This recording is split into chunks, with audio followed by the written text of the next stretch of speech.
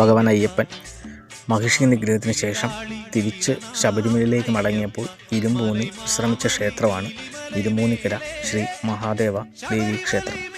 പേരൂരത്തോട് കഴിഞ്ഞ് ഇരുമ്പൂന്നിക്കര എത്തുമ്പോൾ കാണുന്നത് ഇരുമ്പൂന്നിക്കര ശ്രീ മഹാദേവ ദേവി ക്ഷേത്രത്തിൻ്റെ കാണിക്ക സമർപ്പണ മണ്ഡപം മാത്രമാണ്. കാണിക്ക സമർപ്പണ മണ്ഡപത്തിന് സമീപം കാണുന്ന റോഡിലൂടെ 300 മീറ്റർ സഞ്ചരിച്ചാൽ ഇരുമ്പൂന്നിക്കര ശ്രീ മഹാദേവ ദേവി ക്ഷേത്രത്തിലെത്താം. കാനനപാത വഴി ദർശനത്തിനെത്തുന്ന അയ്യപ്പഭക്തർക്ക് ഈ ക്ഷേത്രത്തിൻ്റെ ചരിത്രവും ഇപ്പോഴും അറിയില്ല. ആദ്യകാലത്ത് മഹാദേവൻ്റെ ക്ഷേത്രം മാത്രമാണ് ഇവിടെ ഉണ്ടായിരുന്നത്.